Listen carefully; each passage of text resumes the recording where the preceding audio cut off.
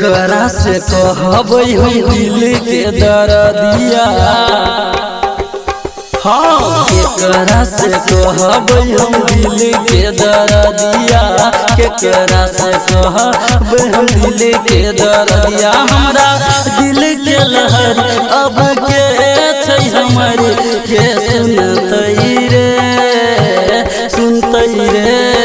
रानी हमर छोड़ चल गेलै ससुररिया, रानी हमर छोड़ चल गेलै ससुररिया।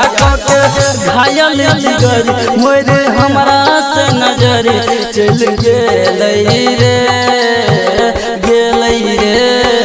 केकरा से कहबै हम दिल के दर्दिया, केकरा से कहबै।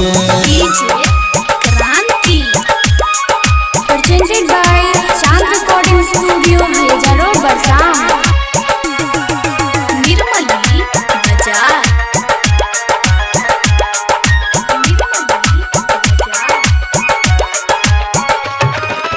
ओकरा बिना हम जीबै कोना के, कटतै कोना हमर दिन रे। जहिया सगे लई छोड़का हमारा खुशिया गेलै सब छीन रे। रात दिन सतावे ओकर सनहिया, रात दिन सतावे ओकर सनहिया। लागैया दिन पहाड़ रे के दगा चल गेलै हमर रनिया, के दगा चल गेलै हमर रनिया। घायल जिगर मोर हमरा से नजर चल गेलै रे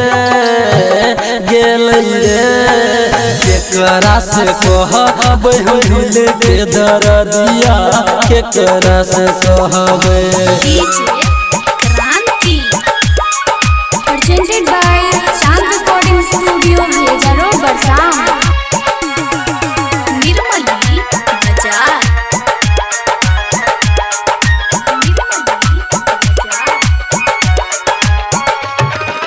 अब नहीं रहलै हमरा भरोसा ओई दुनिया में प्यार पर।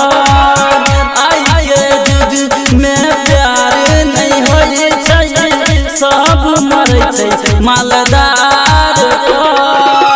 ककरा से कहबै के पतिएतै, ककरा से कहबै के पतिएतै।